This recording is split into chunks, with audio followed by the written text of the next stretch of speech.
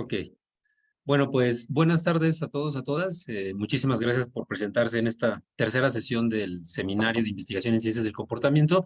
Bueno, en esta ocasión pues tenemos a un invitado también de lujo, un gran amigo y un colega, el doctor Enrique Cázares Nieto.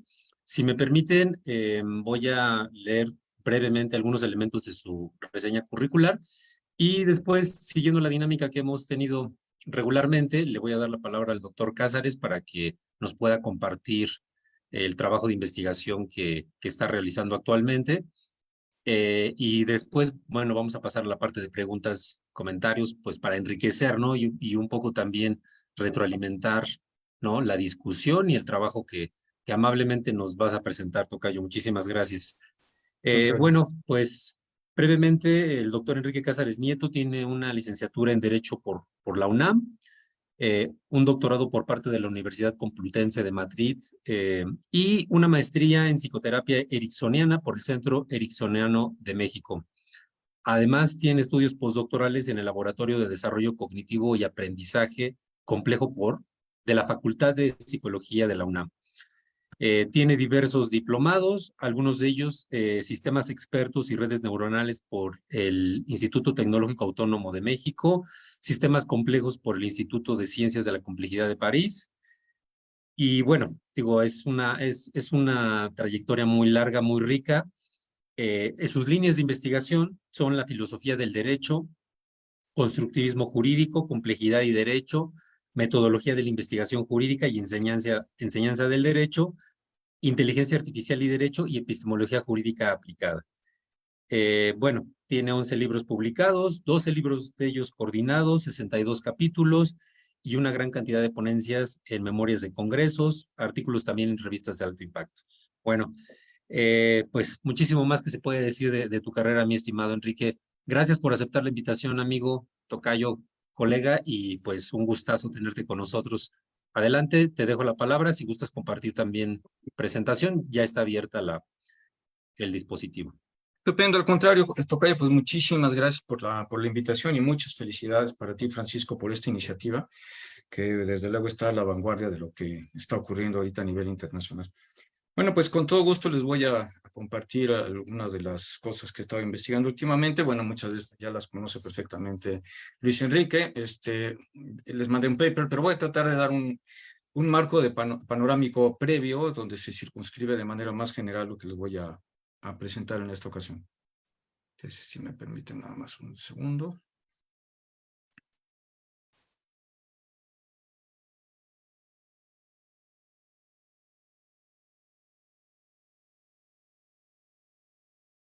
Ya se está compartiendo, ¿eh? Permítanme, a ver, estamos viendo aquí. Vamos un segundo, por favor. Tocayo.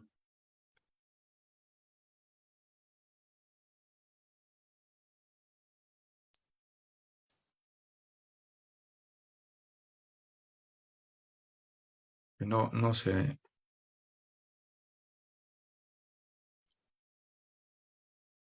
A ver, permítanme nada más un segundito, si quieres detener esto. Ahorita estoy con ustedes. Nada más Sí, verificar sí, no, que no todo te esté en preocupes. orden. Tú con tiempo, con calmita, no te preocupes. Aquí estamos.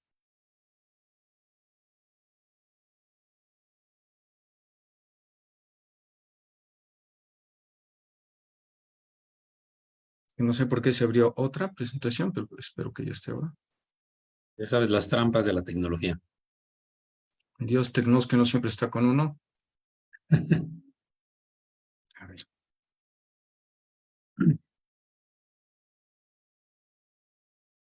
Ahora sí se ve. Sí, la presentación ya la estamos viendo. Ok, perfecto. Bien. Pues básicamente los objetivos de la plática es, pues les comenté algunas cosas del presupuesto acerca de lo que está pasando en la teoría jurídica contemporánea y los presupuestos de la necesidad de un nuevo paradigma que es lo que he estado trabajando y el que llamo constructivismo jurídico. Presentar los resultados preliminares de la investigación que hemos hecho en filosofía jurídica experimental Y lo que creo que es una nueva área de oportunidad para investigación interdisciplinaria, sobre todo entre derecho, neurociencias y en algún sentido también inteligencia artificial. Algunos presupuestos del pensamiento jurídico clásico que en este momento, digo yo, básicamente que se encuentran en crisis. La tesis de que el hombre es un maximizador racional, que por lo tanto hace balances de costos-beneficios con respecto a la probabilidad y el peso de las sanciones que le podrían aplicar en caso de no respetar el derecho, cual ya sabemos que es altamente cuestionado o revisado actualmente, que el derecho puede controlar la conducta social a través de la imposición de sanciones. La gente no está ahí por el mundo con la espada de Damocles de la sanción que le pueden aplicar en su comportamiento cotidiano. Una tesis absurda que dice que la ignorancia de la ley no exime el cumplimiento de la misma. La idea de que el derecho positivo, es decir, lo que establecen los códigos, las leyes, etcétera, está dado y es objetivo, como si todo el mundo pudiera leer de la misma manera los artículos que siempre están abiertos a resignificación, y que los textos normativos son suficientes para modificar la conducta social. Todos estos están, podemos decir, en crisis, aunque se encuentran formando la columna vertebral todavía del pensamiento jurídico. Entonces, mi propuesta alternativa es la que llamo constructivismo jurídico. Se integra básicamente, como veremos, por elementos de ciencias cognitivas, complejidad, pero aquí en este contexto me interesa llamar la atención también en su conexión con lo que se está llamando neuroderecho y una teoría del conductoma, en los términos propuestos por el doctor Christopher Stephens del Centro de Ciencias de la Complejidad. Bien, ¿en qué consiste esto? Algunos antecedentes filosóficos. En el ámbito de la teoría jurídica, lo que podemos encontrar es que hay todavía muchísimos supuestos, las teorías jurídicas siguen adoptando supuestos epistémicamente superados. De alguna manera encontramos todavía planteamientos metafísicos de carácter esencialista, encontramos mucha especulación de carácter racionalista o pseudo-racionalista, pseudociencia, etc. El positivismo también tuvo un impacto importante en el derecho que asume que las normas del sistema son objetos dados, perceptibles de la misma manera por todo el mundo. Bueno, de alguna manera, como seguramente muchos de ustedes saben, a mediados del siglo XX surgió una crítica en contra de este realismo metafísico, es que se estaba imperando del siglo VI a.C., y representado por distintas disciplinas que incluían filósofos, matemáticos, antropólogos, físicos, etcétera, se puso en cuestión la idea de que la realidad es algo que está ahí afuera de nosotros dado y que la función de la ciencia y de la epistemología es dar cuenta tal como es. Así un poco como lo que criticaba Wittgenstein cuando criticaba esta idea de pintar el mundo. Esto dio lugar al constructivismo radical que sostiene que aquello que determinamos como real no es otra cosa sino el producto de la actividad cognitiva de los agentes, particularmente de los científicos. Klassenfeld, por ejemplo, lo que nos dice es que mientras que el realismo metafísico asume que la función de la ciencia es gráfica, icónica, es decir, pintar como el mundo sea, el constructivismo radical nos dice más bien que nuestras teorías son más bien ajustes o adaptaciones funcionales que nos permiten de alguna manera explicar el mundo sin que esto tenga un compromiso epistémico de estar dando cuenta de tal como el mundo es. La diferencia entre el match y el fit, que también utiliza Klassenfeld a través de una metáfora. Dice, supongamos que no sabemos nada acerca de la maquinaria interna de un candado. Lo único que sabemos es que alguna de las llaves que usamos tiene una adaptación funcional y es la que abre el candado. En ese sentido, los modelos científicos que tienen un impacto importante en términos de explicación de fenómenos, de predictividad, de experimentación, lo que hacen es simplemente funcionar como una caja que encaja en esta idea de la adaptación funcional y que nos permite explicar con éxito el mundo y en algún sentido manipularlo sin ese compromiso metafísico.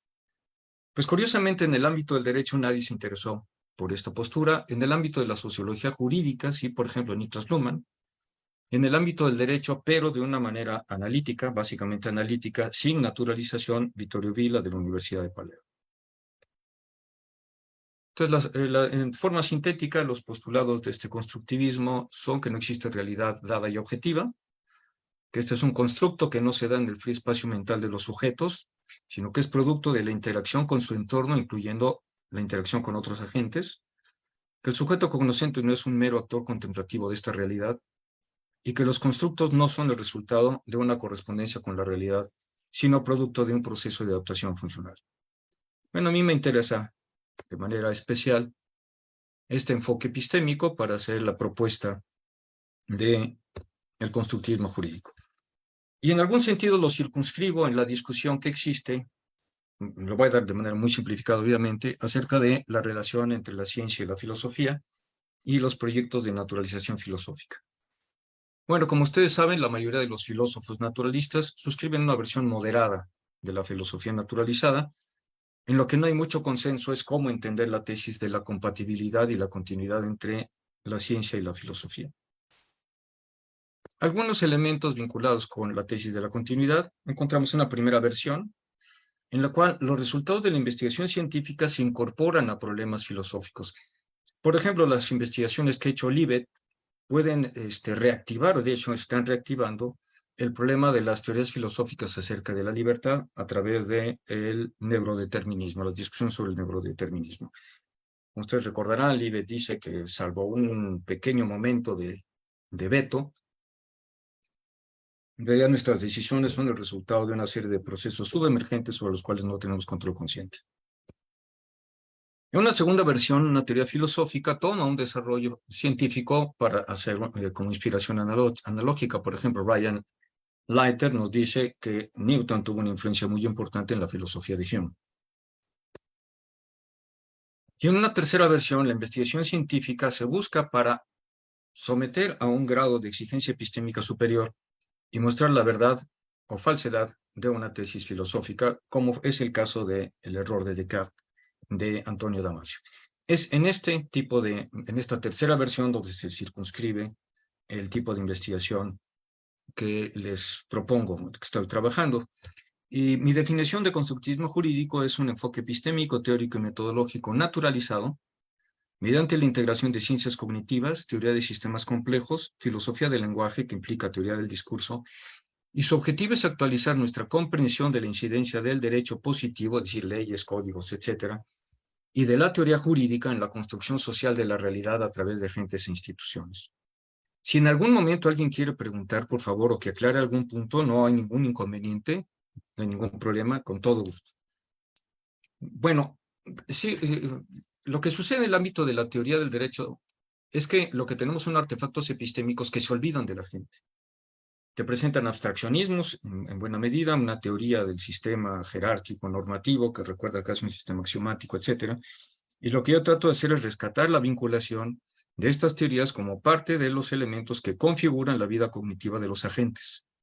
Por eso hablo de la incidencia en la construcción social de la realidad y me centro en el agente, lo cual no ha sido foco de atención en la teoría jurídica contemporánea. El término realidad social, en este sentido, lo estipulo como un conjunto de representaciones sociales que resultan de distintos procesos cognitivos y que determinan nuestra interacción social y la manera en la que comprendemos el mundo. Por ejemplo, realidad social serían el racismo, democracia, tribunales, etc.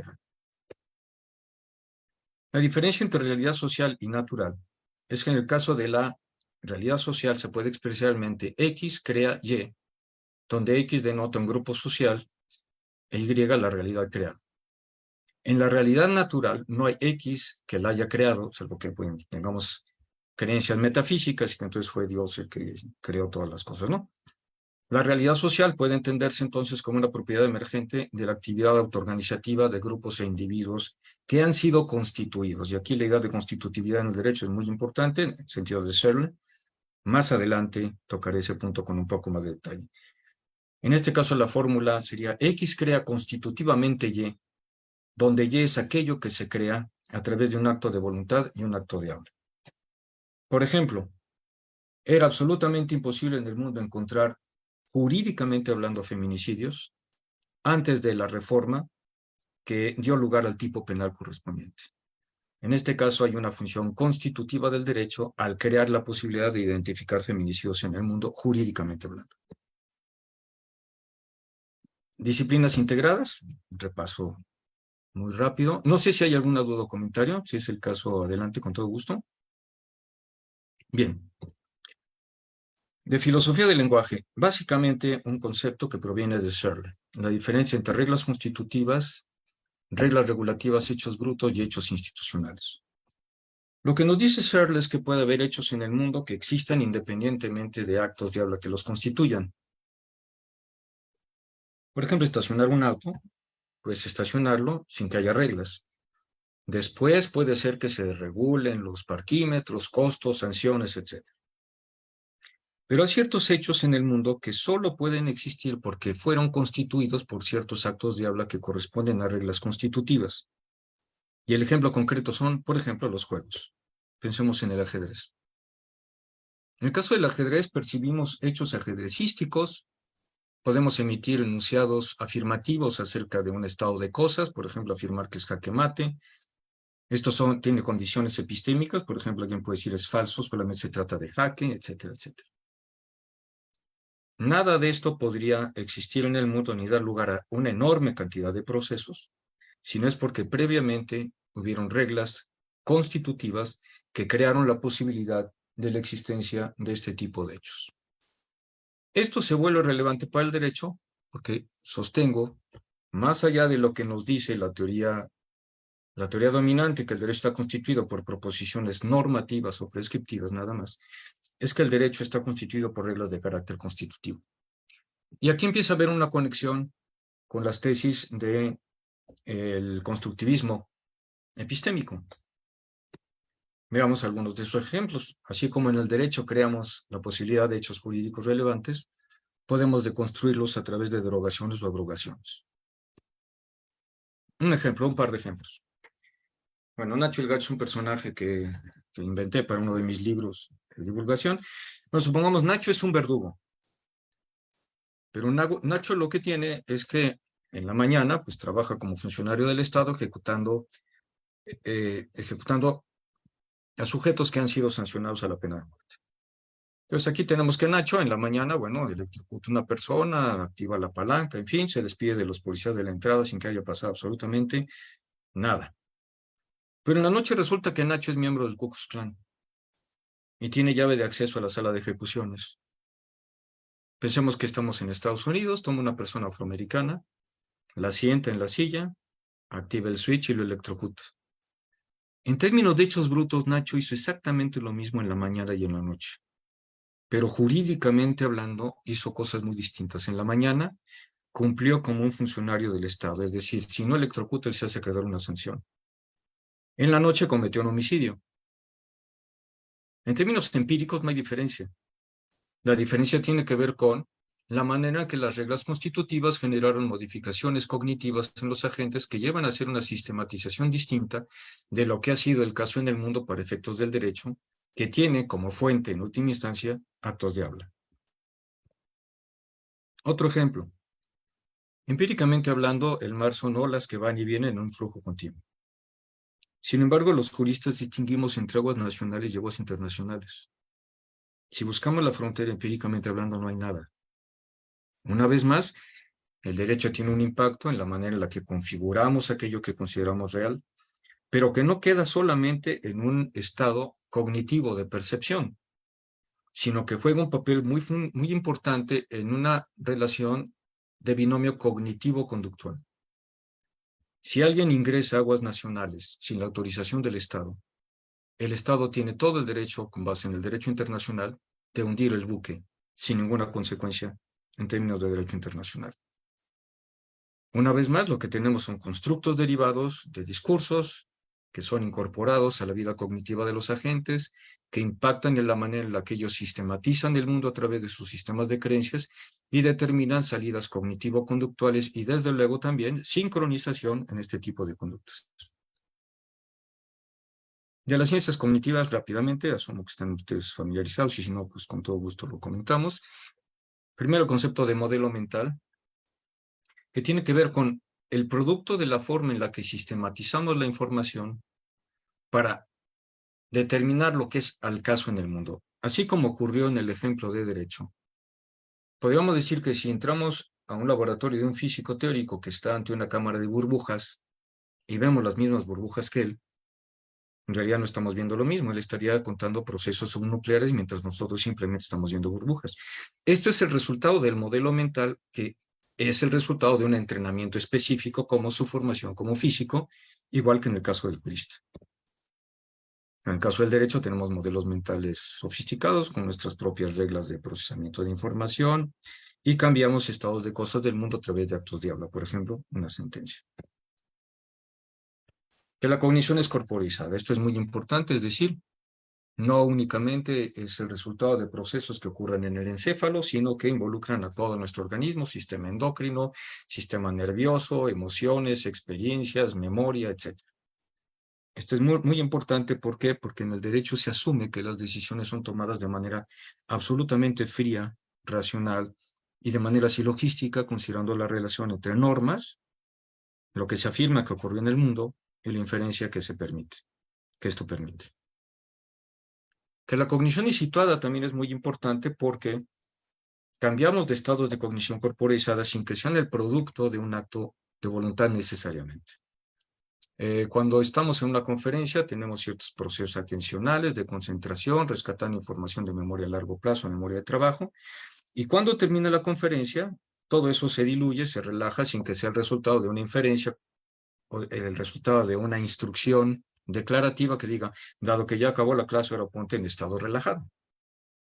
En derecho esto es relevante también porque, por ejemplo, podemos pensar en un juez de lo familiar que en un momento dado está llevando un caso por pensión alimenticia. Se activa cierto tipo de modelo mental, cognición corporizada, que se sincroniza con los sujetos que están interactuando en ese juicio o en esa etapa de juicio. Perdón, Cuando, tocayo. sí, Perdón que te interrumpa. Hay una mano levantada. No sé si me a permites. ver, Perdón. por favor, con todo gusto. Adelante. Alejandro, adelante. Sí, buenas tardes, doctor Enrique. Qué Buenas gusto tardes, tenerlo Alejandro. aquí el día de hoy. Sí, Muchas gracias. bueno, yo soy Alejandro Mejía, yo soy de Perú, me comento. Estoy ahorita como profesor aquí visitante en la UAP en este Genial. semestre. Cuando mencionó el caso de ahorita breve ejemplo que mencionó sobre la racionalidad de los estados al momento de cuando un país a otro invade aguas internacionales, ¿no? Ajá. Hay un curso que yo dicto que es teoría de la decisión y estrategia política, y ahora me vino un caso que siempre utilizo en clase, Ok. que es el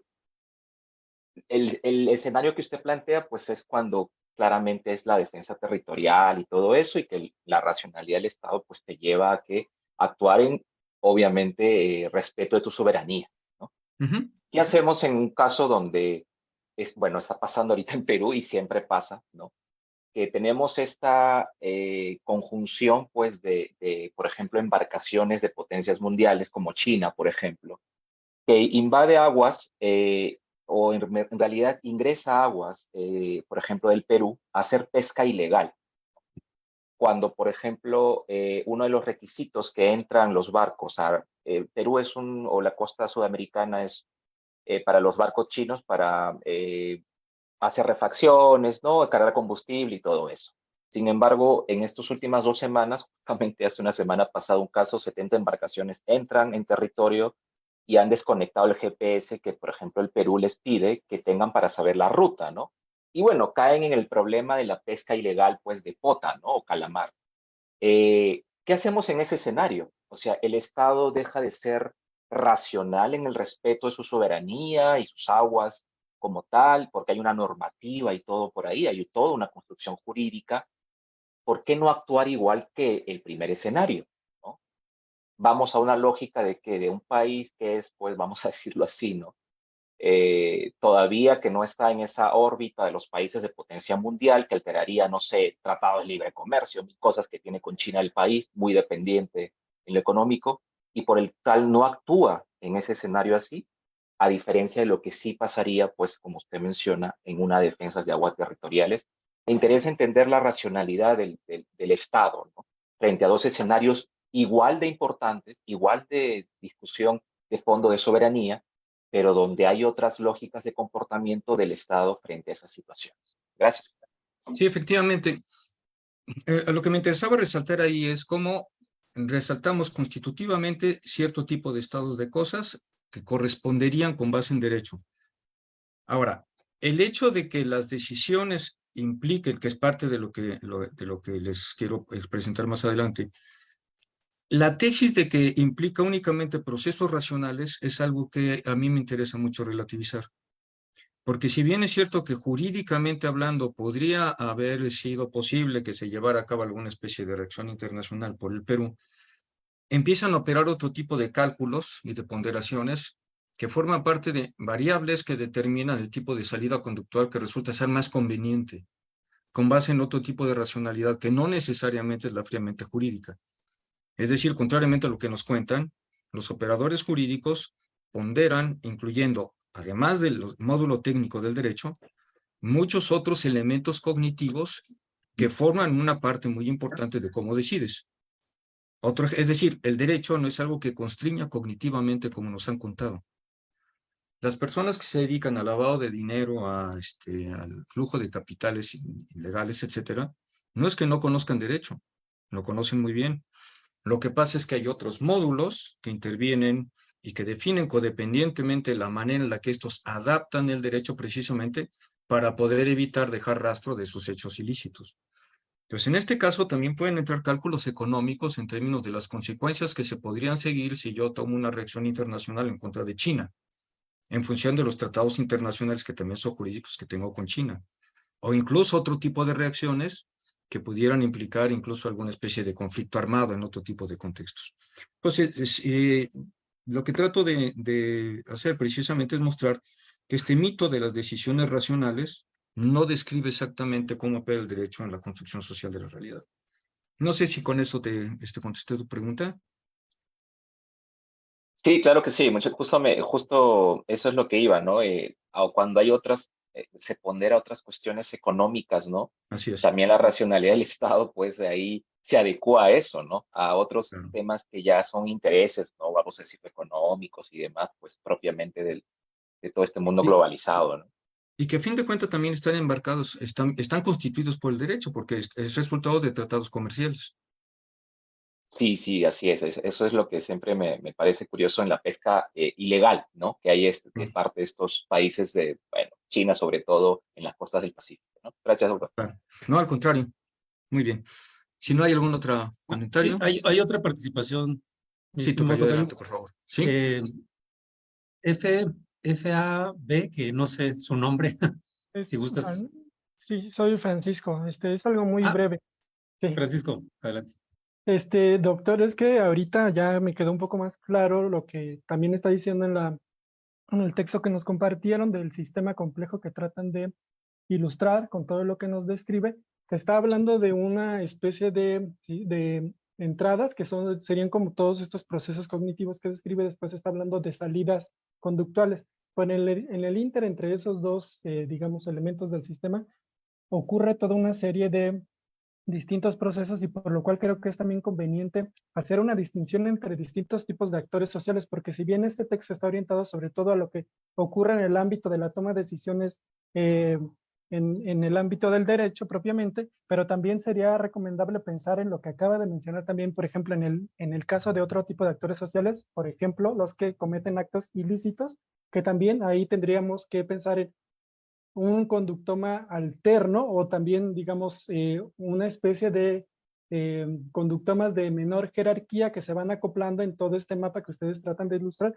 pero ahí también entra de por medio otro tipo de actores sociales como son las organizaciones civiles, como son este tipo de seminarios que tratan también de entender ese tipo de procesos. Entonces, bueno, más adelante tal vez lo vaya a describir, pero a mí sobre todo me interesa como toda esta parte de la perspectiva que están utilizando, porque también aquí lo mencionan, la analogía que hacen con la biología molecular, ahí hay elementos suficientes para que todo esto que ustedes están haciendo junto con su equipo, digamos como que de alguna manera se acople con otros subsistemas, por ejemplo con el del metabolismo social, que incluye no solamente todo lo que ustedes ya aquí han descrito completamente, pero que se necesita también ampliar el enfoque hacia ese lado y todavía más hacia otros marcos de análisis como el de la salud planetaria, que también está relacionado con todo lo que acaban de mencionar, como extracción de recursos naturales de las aguas, tanto nacionales como internacionales. Entonces, creo que es también importante hacer esa distinción. Y bueno, más adelante, si no lo comenta, volveré a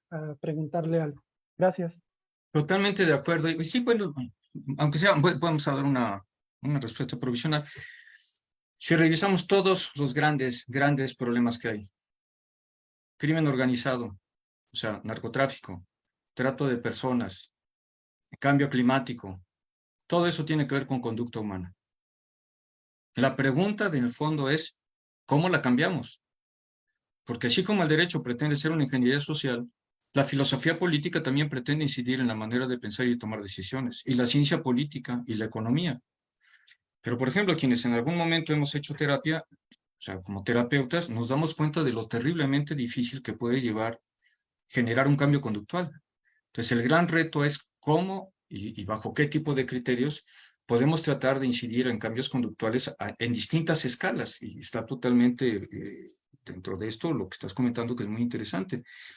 La pregunta sería entonces, en escalas superiores, ¿cuáles podrían ser los conductomas que corresponderían a las personas que cometen cierto tipo de ilícitos? Nuestra investigación se centró básicamente en un entorno institucional, en un nicho cognitivo específico. Pero desde luego que esto también debería poderse llevar a cabo para ampliar el análisis de patrones de conductas ilícitas en contextos determinados, identificar cuáles pueden ser las variables o los drivers que inciden en las salidas conductuales no deseadas y como una estrategia de política pública, ver cómo puedes generar intervenciones para modificar las variables que dan lugar a esas salidas conductuales. En algún sentido, el concepto de gobierno conductual parece estarse acercando a esta idea, pero sin tomarle en cuenta este concepto de que la conducta siempre es resultado de una enorme cantidad de variables que están interactuando como un sistema complejo a una escala determinada. Entonces, ya más adelante tocaré esto, pero sí quería por lo menos dejar apuntada el comentario a tu muy interesante pregunta. ¿Algo más? Perfecto, entonces...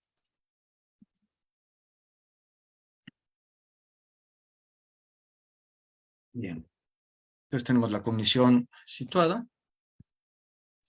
Aquí están nichos cognitivos y affordances. Las reglas constitutivas son creadoras de instituciones, son creadoras de nichos cognitivos. En ese sentido, también se proveen affordances. Por ejemplo, en el caso del derecho, las personas que son corruptas están en un nicho que fue constitutivamente creado. Pensemos en una agencia del Ministerio Público que tiene agentes corruptos, y para ellos el affordance, en última instancia, es la obtención de dinero. Para otros sujetos con otro tipo de estructura, con mayores niveles de compromiso social o prosocialidad, pues los affordances pueden ser diferentes. El tema es que estos affordances también son el resultado de la interacción autoorganizativa de los agentes. Bueno, de ciencias de la complejidad, rápidamente, sistema complejo, un sistema cuya dinámica no es el resultado de un mecanismo de control central, sino de la interacción autoorganizativa de los agentes que lo constituyen. Los ejemplos típicos, cada hormiga es un agente estúpido individualmente considerado. De su interacción autoorganizativa emerge en conducta social inteligente. Cada neurón es un agente estúpido individualmente considerado, pero de ella emerge el pensamiento. Y bajo este mismo protectorado del concepto de autoorganizatividad podemos explicar conductas sociales humanas y también podemos explicar el funcionamiento de la naturaleza en distintas escalas. El concepto de emergencia, que corresponde a aquello que surge de la autoorganizatividad, de un proceso subemergente en el cual el nuevo sistema que emerge ya no tiene las propiedades del sistema subemergente. Como indicábamos, la interacción autoorganizativa de cloro y sodio, que son tóxicos para el organismo, cuando interactúan a nivel molecular dan lugar al cloruro de sodio, donde la toxicidad ya no se puede encontrar. Y aquí es un punto muy interesante porque nos lleva a cuestionarnos la diferencia entre causalidad y emergencia. Porque en el caso de emergencia no podemos encontrar fácilmente esas relaciones causales y ni siquiera correlaciones claras. Bueno, y aquí lo que vemos es un ejemplo de cómo se pueden conectar todos estos conceptos. Tenemos un nicho cognitivo que corresponde a una casa de bolsa. Tenemos una serie de agentes con estados de cognición corporizada distintos. Unos están felices, otros están enojados, otros deprimidos. Desde luego están funcionando con la activación del módulo técnico de su conocimiento financiero. No hay nadie que esté coordinando sus interacciones. De la interacción autoorganizativa que tiene lugar entre ellos en este nicho cognitivo, donde los affordances tienen que ver con las ganancias que pueden obtener a través de la acción en bolsa, emerge la cotización cotidiana que se refleja en esos nichos o en esos artefactos epistémicos que son las representaciones de cómo está la dinámica de la bolsa. Esto es relevante para el derecho. ¿Por qué? Porque una casa de bolsa y ser contador y ser corredor y las reglas con las que cada uno puede participar en la interacción autoorganizativa son determinados por el derecho. Otra cosa que vale la pena resaltar es que un mismo conjunto de reglas constitutivas, pueden dar lugar a un número infinito de dinámicas. Pensemos en el conjunto de reglas simples del fútbol. Imaginemos ahora que podemos superponer todos los juegos que han existido y que hemos videograbado. Veo absolutamente improbable que encontremos dos juegos en los que exactamente a lo largo de todo el juego esté ocurriendo exactamente lo mismo, los jugadores en las mismas posiciones, la pelota exactamente. Y esto se vuelve muy importante porque la constitutividad de las reglas del derecho, a diferencia de lo que ocurre con las reglas del ajedrez, siempre está abierta a resignificación, a interpretación, lo que hace que dé lugar a una infinidad de dinámicas posibles con el mismo conjunto de reglas. Bueno, y aquí tenemos algunos ejemplos de complejidad, de autoorganizatividad. Noten ustedes la autoorganizatividad de los peces. Lo que están pretendiendo los peces aquí es simular que se trata de una especie más grande. El mismo fenómeno lo encontramos en las aves. No hay ningún líder que esté determinando el comportamiento de las aves.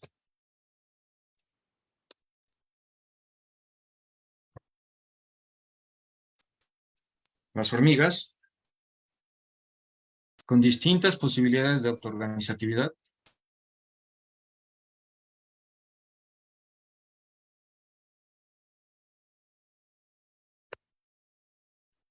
Y si alguno de ustedes ha ido a Nueva Delhi, sabrá que es un caos organizado en el que no hay semáforos, y en la parte de atrás, en las placas, dice, si quiere usted pasar, toque el claxon, y todo el mundo está tocando claxon. Sin embargo, ven usted la autoorganizatividad social.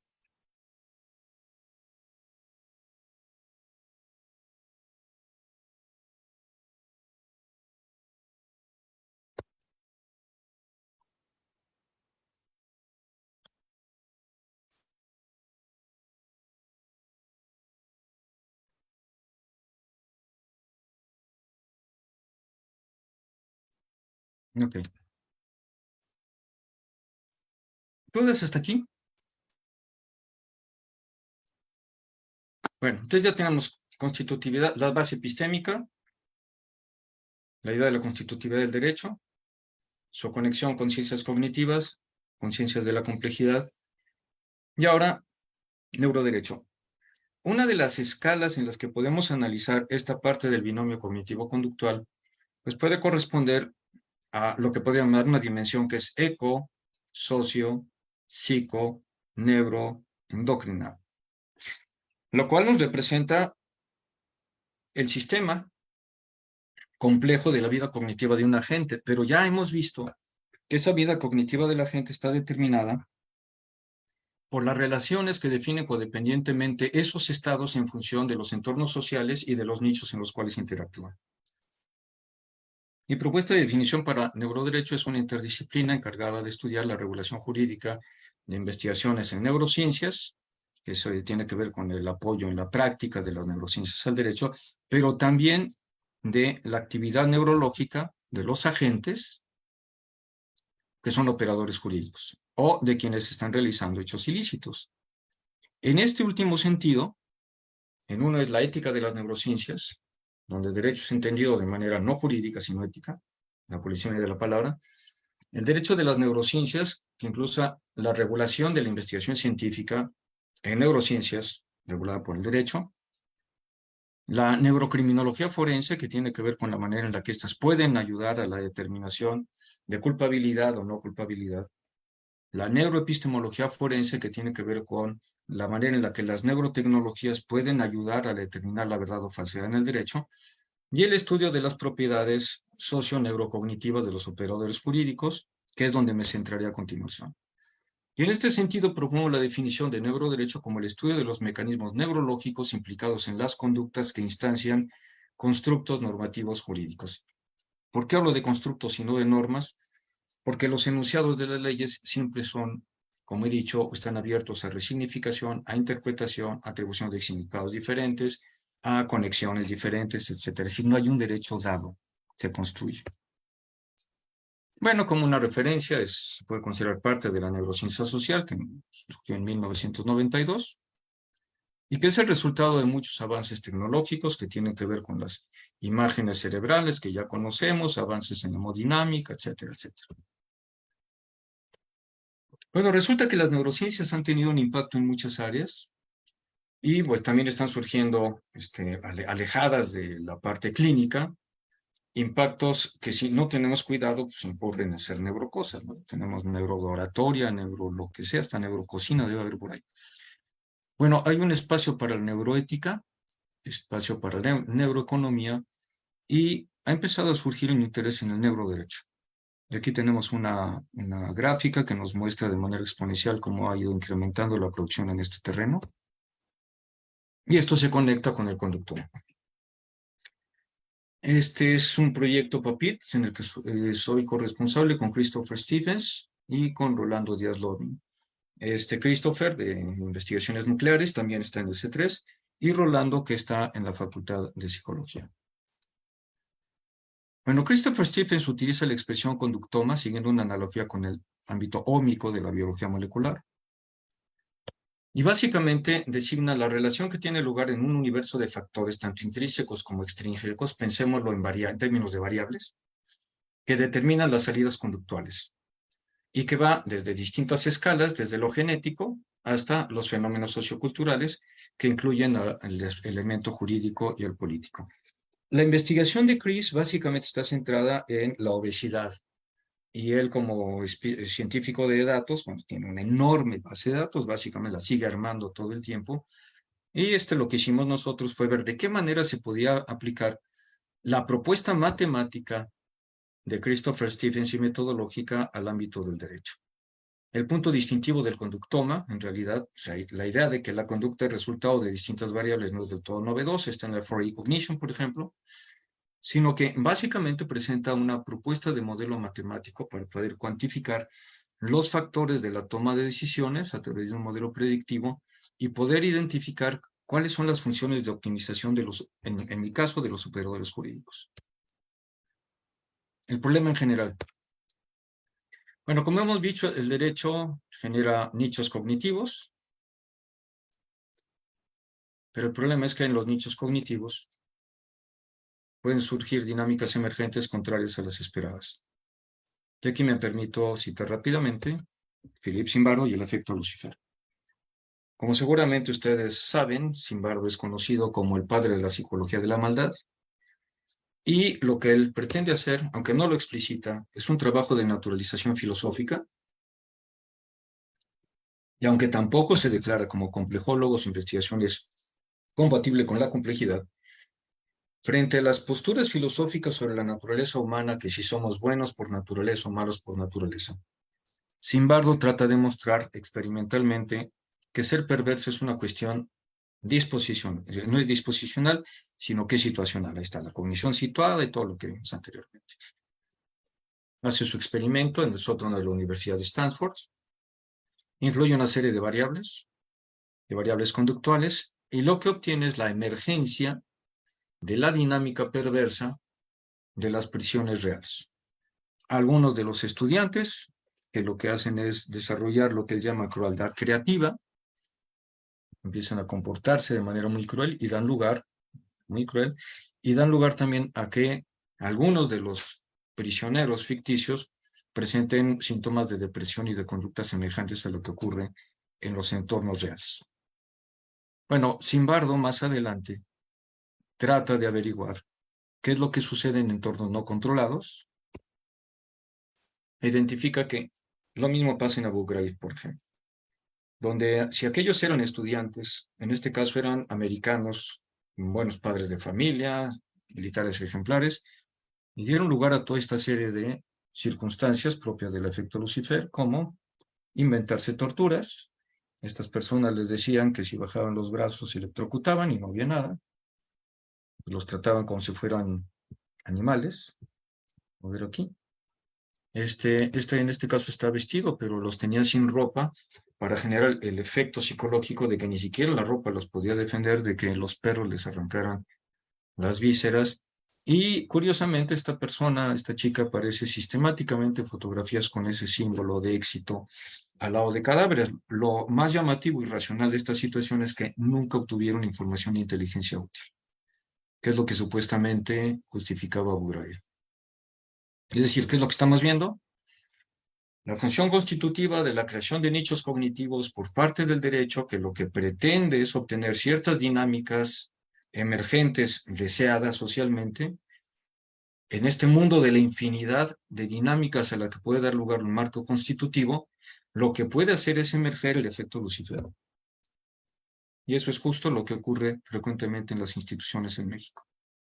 Y en muchas otras partes del mundo. Sabemos, por ejemplo, que salvo muy contadas excepciones a nivel internacional, las prisiones, que son instituciones orientadas a la rehabilitación social, en realidad se convierten en escuelas de crimen. Aquí vemos algunos ejemplos de lo que ocurre en las instituciones mexicanas.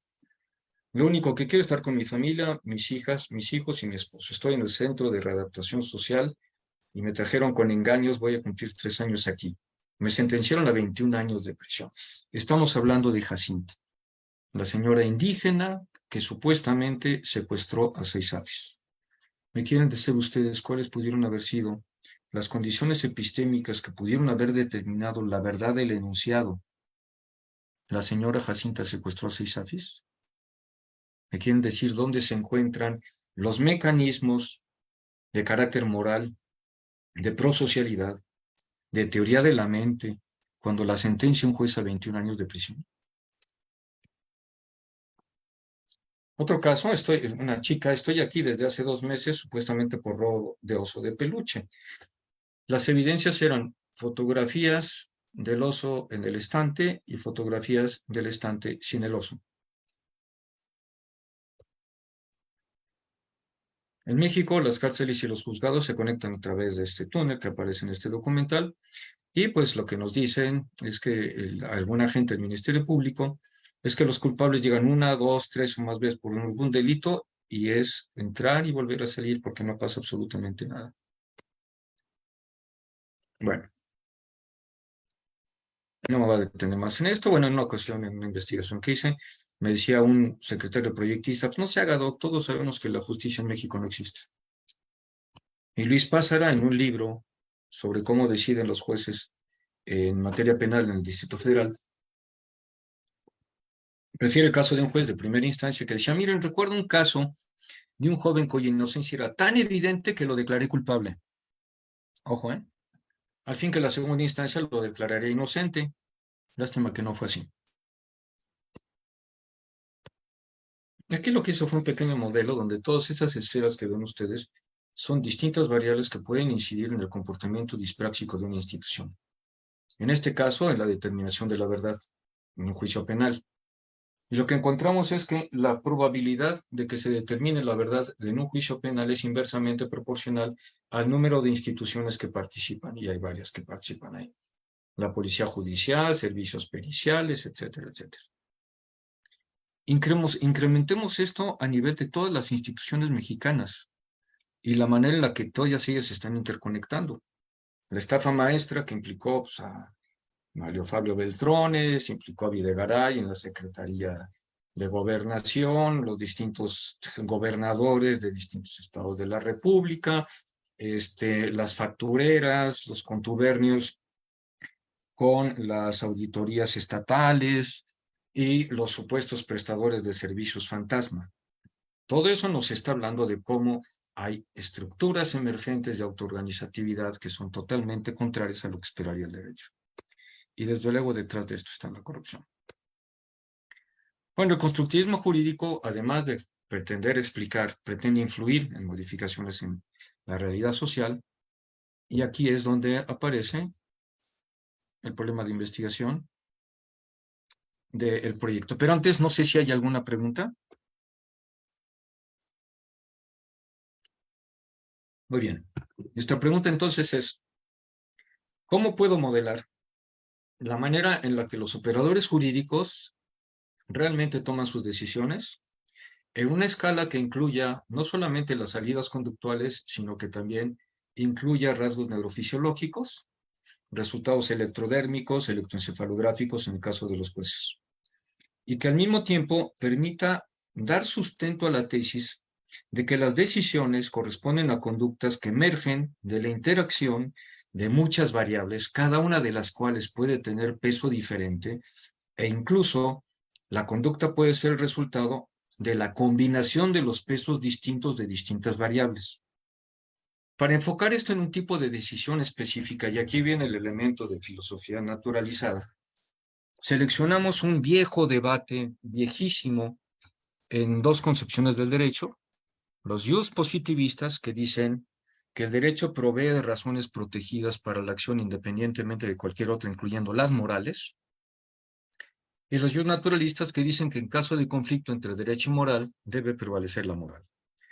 Bueno, el experimento que hicimos entonces consistió en la elaboración de algunos estímulos que consistían en viñetas con situaciones dilemáticas entre el derecho y la moral. Hay cierto número de estímulos, lo presentamos a estudiantes de posgrado, a jueces, que fueron los que constituyeron nuestra base de datos que dio lugar al dataset. Entonces teníamos para el mismo tipo de situación un juego de fichas de licitación morales con y sin dilema y jurídicas con y sin dilema. Aquí tenemos un ejemplo. En el caso de moral, la decisión era actuó bien o actuó mal. Un médico quitó la vida a un paciente terminal para aprovechar sus órganos y salvar la vida de 5 pacientes. Sin dilema, quitó la vida a un paciente terminal y esto fue conocido socialmente. Ahora viene, ¿qué sucede cuando les introducimos un artículo jurídico? La pregunta es, ¿sancionas o no sancionas? ¿Se repite exactamente lo mismo? Entonces lo que medíamos eran las respuestas conductuales que nos daban, pero en el caso particular de los jueces, lo que utilizamos también fue un equipo de electroencefalografía portátil. La cuarta sala del Tribunal Superior de Justicia de la Ciudad de México nos permitió trabajar con ellos durante 15 días en las tardes. Nos llevamos nuestro equipo y amablemente en la tarde, mientras estaban trabajando en sus casos, se sentaban los jueces, estaban ahí entre la pantalla de la computadora, se conectaba este equipo, Motiv, que es nuestro electroencefalógrafo portátil, y un equipo de registro electrodérmico, y mientras ellos iban respondiendo las preguntas que hacíamos, iban ocurriendo no solamente el registro de las respuestas conductuales, sino también de lo que estaba ocurriendo en la actividad fisiológica. Bueno, vimos algunos resultados interesantes en cuanto a las amplitudes de onda. No me voy a poder detener a especificar mucho este punto. Y también encontramos resultados interesantes en la actividad electrodérmica.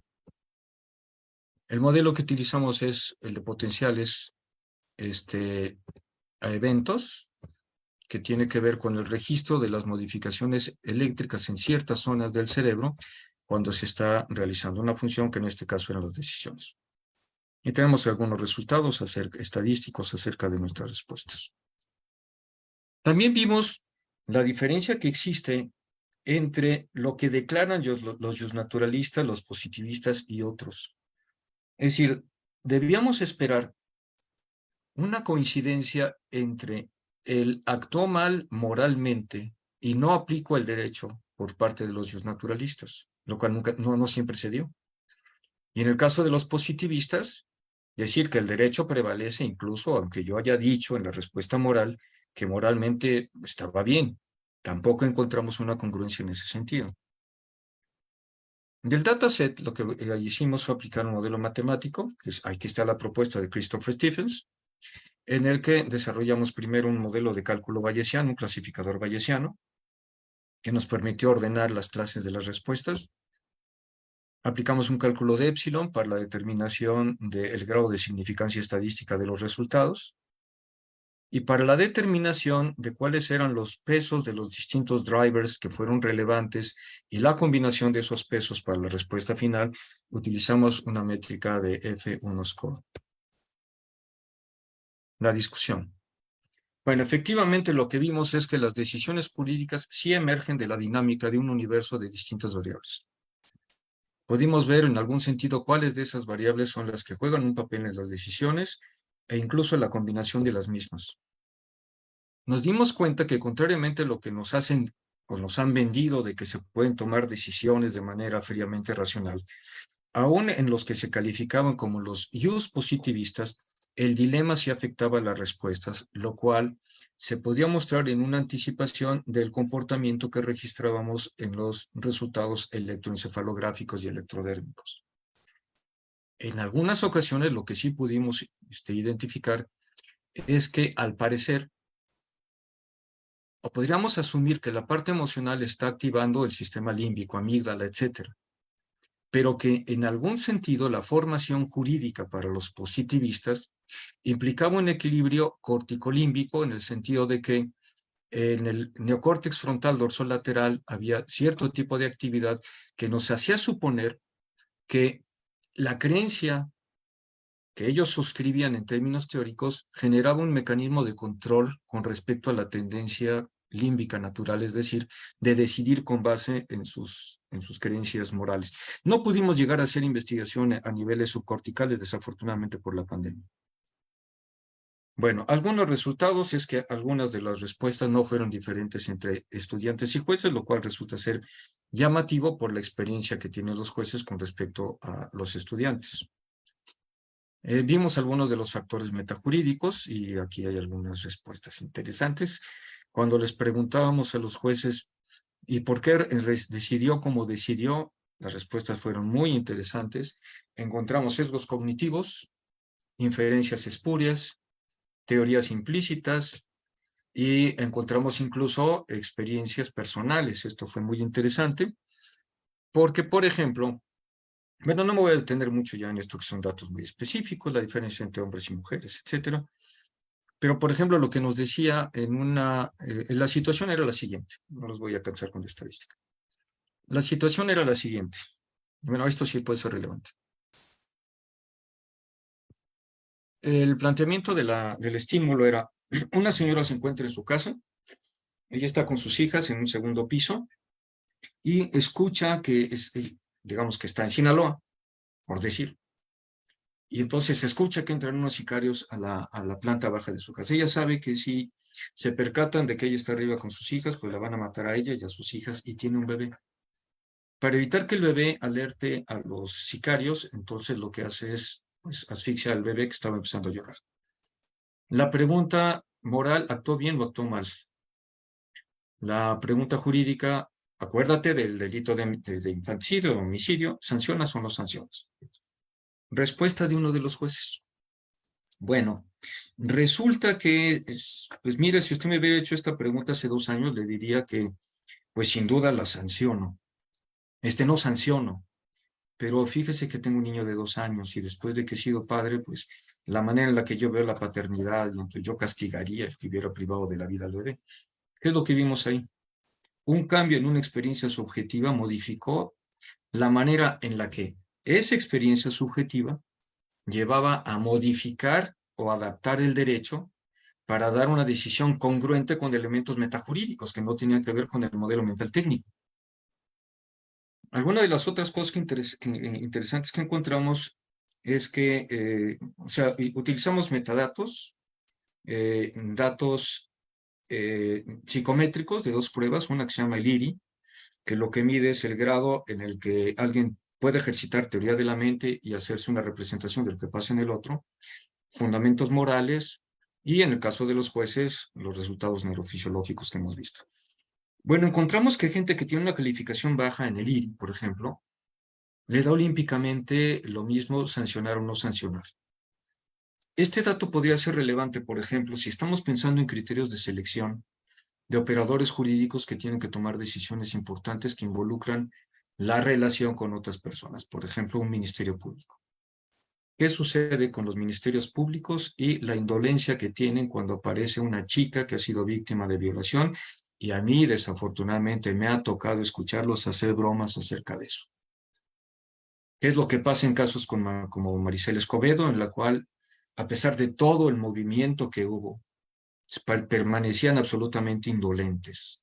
Entonces, ¿qué es lo que está ocurriendo con nuestras instituciones en las cuales tienes todo este marco constitutivo del derecho, pero su comportamiento no se constriñe a lo que dice el derecho y ni siquiera a lo que correspondería a correlatos de carácter moral, como esperaríamos?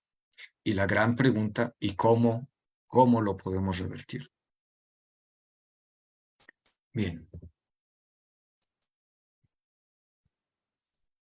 Bueno,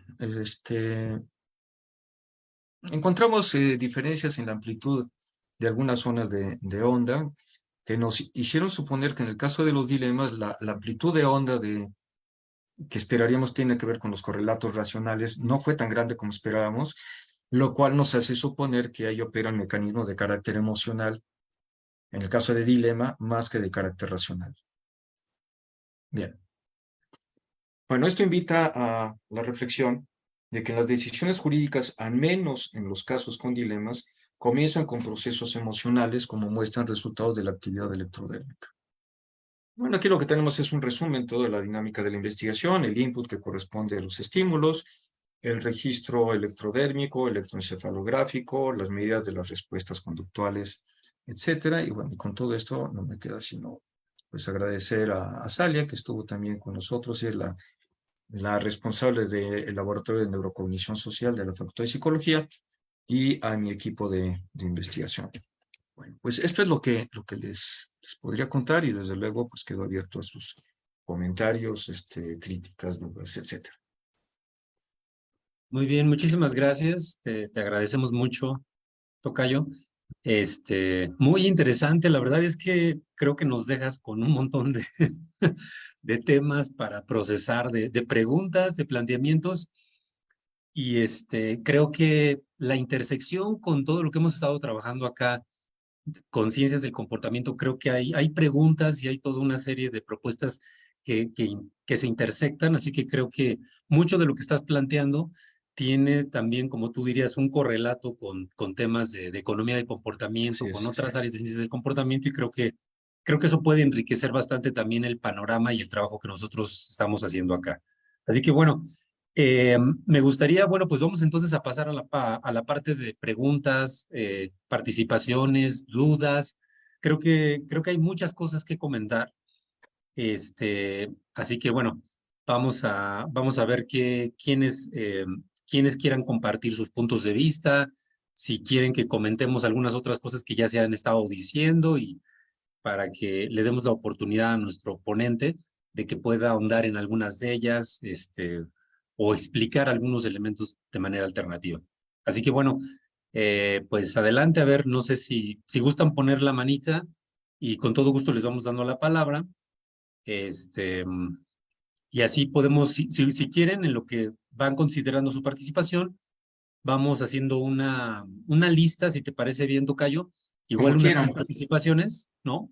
como ustedes Unas quieran. 2, 3 participaciones, terminamos una ronda y luego otra, si te parece bien, ¿no? Claro que sí, con todo gusto. Para que tengas tiempo y para que puedas hacer la reflexión también de cada una de esas. Mira, Claro ahorita que sí, por lo encantado. pronto tenemos a 4 personas. Este, qué te parecería más cómodo? ¿Que cada uno pregunte y luego tú contestas, o quieres escuchar las participaciones completas? No sé qué prefieres para contestar. A ver, quizá una por una en la idea de que si en algún momento se conecta con alguna otra, y no queda totalmente contestada, pues con todo gusto detallo lo que no haya quedado respondido, porque a veces puedes tener pues más o menos la misma pregunta por distintos, y la puedes Claro. abarcar, ¿no? Sí, con todo gusto. Mira, perfecto. Adelante. Entonces vamos a empezar con 3 participaciones. Edgar Márquez, luego Edgar Ugalde y luego Francisco Almonacid. Y después Sí, vamos a pasar a una segunda ronda que están Paulín y están Alejandra. claro que Adelante, sí. Edgar. Sí, gracias. Doctor, la verdad me encantó mucho el tema que estuvo tratando, la profundidad en la que llegó. Ahora, mi duda es, Muchas gracias, Edgar. Sí. ¿cómo ¿cómo abordaron ustedes el principio de la incertidumbre, de que lo que estudias lo cambias, ¿no? Teniendo ahí a los jueces con su aparato para analizar las ondas cerebrales. Yo me imagino que ustedes ahí atrás de él y poniéndole estas preguntas, ¿no? Digo, chin, a ver, voy a responder lo que mejor me salve, ¿no? ¿Cómo abordaron el principio de incertidumbre, doctor? Porque es muy sabido que cuando se hacen estudios en campo con los objetos, personas, y uno está ahí in situ, tienden a cambiar, ¿no? Su comportamiento, consciente o inconscientemente. ¿Cómo ustedes lo abordaron? ¿Qué hicieron? Y también otra cosa, en su investigación descubrieron, por ejemplo, cuáles son los jueces que toman decisiones más certeras a la parte humana que a la de derecho. O sea, si es federal, estatal y municipal, o más bien si hicieron esa estratificación, y también no sé si abordaron otros estados. Ok, bueno, muchísimas gracias. Con respecto a la primera, a ver, imagínense ustedes la dificultad que implica que los jueces se presten a un trabajo experimental de este tipo. Empiezan las especulaciones de, ¿para qué son los resultados? ¿Y qué tal que me mueve algo en mi manera de decidir? ¿Qué tal que vienen del Consejo de la Judicatura? El Poder Judicial es muy cerrado en muchas cosas. ¿Qué es lo que nos permitió hacer esta investigación? En realidad fue una relación personal con el ministro Juan Luis González Alcántara, que en aquel entonces era el presidente de la cuarta sala del tribunal, y que a quien después de Juan Luis se quedó había sido alumno mío hace muchos años y una cierta relación personal de amistad con los jueces. El trabajo experimental se hizo con pocos jueces. Esto es un trabajo exploratorio y lo digo en varias partes del trabajo. Lo hicimos con pocos jueces. Lo que queríamos es mostrar que esto es factible y que se pueden obtener algunos resultados interesantes. El hecho de que hubiera sido una relación de carácter personal en este sentido, habría la confianza de que no se iba a tratar de ningún trabajo que implicara para ellos ningún tipo de riesgo, ni que estuviera escudriñando el Consejo de la Judicatura ni nada por el estilo. Desde luego que siempre tienes este riesgo del sesgo de la respuesta. Ahora, ¿qué es lo que hacíamos? Aparece en la pantalla con la pregunta de tenías unos cuantos segundos para responder, lo cual implica que no dábamos mucho tiempo para que pusieran a reflexionar qué es lo que ellos quisieran que yo les dijera. Entonces, eso fue algo que nos permitió, junto con él, esto es solamente experimental, no tiene que ver nada con la institución, nos pudo ayudar a contrarrestar en algún sentido el principio de la incertidumbre. Ahora, lo hicimos con un grupo de jueces de esta sala, pero pensar qué ocurre con jueces a nivel federal, a nivel estatal, a nivel municipal, en qué tipo de caso, en qué fase procesal, etcétera, pues es de lo que nos queda adelante para tratar de implementar. Es lo que desde luego nos interesaría mucho hacer y no únicamente con jueces. Ahora estoy interesado con ministerios públicos, que espero podamos continuar en ese sentido. Sí pudimos identificar estilos de decisión personal, aunque no hemos hecho el desglose estadístico. Encontrábamos, por ejemplo, que algunos de ellos mantenían una manera constante de decidir, por ejemplo, la coincidencia entre su decisión moral y su decisión jurídica. En otros casos, pues encontramos algún juez que tenía sistemáticamente algo que correspondía a que o no había decodificado totalmente con claridad los casos, porque contestaba a otras cosas, una falta de atinencia, por ejemplo, ¿no? Esto puede ser muy importante para identificar patrones en la toma de decisiones que serán la base de estrategias de intervención también individualizadas, porque de lo que estaríamos hablando, que no está ya en esta investigación todavía, si tú has identificado el conjunto de variables que inciden en la salida conductual, puedes empezar a pensar en estrategias puntuales. Y este tipo de estrategias puntuales son las que te pueden llevar a modificar los pesos de las variables y cambiar la salida conductual, sin que estés apelando a la sanción y al miedo que no sirvan de gran cosa. Entonces, no sé si con esto te respondí. Más adelante, pues nos encantará poderlo hacer con jueces federales, estatales, en materia penal, en fin. Es todo el espacio que creo que se abre con esta línea de investigación. Sí, muchas gracias, doctor. De hecho, Lo menciono porque pues yo he tenido que recurrir a veces a los jueces Sí. por situaciones donde pues se ve una clara injusticia y me sorprende cómo es que después de una extensa y lógica prosa que presento, el juez dice, mangos, llégale. Sí. O sea, Sí. y ellos son quienes procuran la justicia en nuestro país. Entonces, creo que este trabajo para ser exploratorio ha sido bastante completo, doctor, y de verdad lo encomio a que pueda seguir, o sea, que haga ese análisis, ¿no? ¿Quiénes son más gachos? Coloquialmente, ¿los federales, los estatales o los municipales? Muchas Porque gracias. Sí, sí, está sí, no, totalmente. tremendo. Ahora, una de las cosas que sí pude ver es, realmente, los jueces con los que convivimos en buena medida son heroicos. Tienen una carga de trabajo tan espectacular. En la mañana, y esto tiene que ver también con la presión bajo la cual pueden tomar decisiones. Durante la mañana tienen que estar atendiendo al público, tienen que estar viendo cuestiones de la dinámica del juzgado. Y es en la tarde cuando hacen el estudio de los expedientes y están sobrepasados por la cantidad de casos. De las cosas que sí llegábamos a ver ahí es que hay algunos jueces que deciden con base en los patrones estandarizados que han sido admitidos o que han emergido institucionalmente, aunque no necesariamente sean los mejores. Y hay otros jueces que no les importa quedarse más tarde, se meten a profundizar más en las consideraciones de ponderación moral, lo cual es muy importante. Y nos hace saber una vez más que la cognición de ellos es corporizada y está definida codependientemente de manera situacional en función de las presiones de la cultura organizacional en la que están sometidos, cosa que nadie considera. Nadie está analizando esos fenómenos. Bueno, sí, sí, en realidad es un mundo de cosas que buscan explicar y sobre todo dar una vía para cambiar qué es lo que pasa no con los jueces, sino lo que está pasando con toda la administración pública.